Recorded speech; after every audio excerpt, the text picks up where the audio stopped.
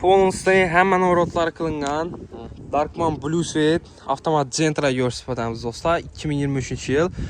Mashinamizda qilingan ishlar metan gazda qo'yilgan, 4 dona yumshoq bo'sh balon, diskalar qo'yilgan, krugoy tonirovka ruxsatnomalari bor, ledlari qo'yilgan, Magigar pult, hamma narsasi bor. Xolos, kraskalari 100% toza.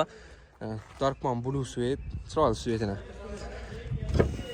Krugoy tonirovka ruxsatlari bor. Kurpolitda doshalgan ishlarini, Sony Matafola qo'yilgan, podogrev sideniya, lyuk, xolos tayyor mashina, hamma navrotlar qilingan. Mavrat sotuq, hali vaziyati bilasizlar. 2023-yil salonlar ham toza turibdi. Galabayda ko'rib olasizlar. Optiralar ham qo'yilgan arkalarni.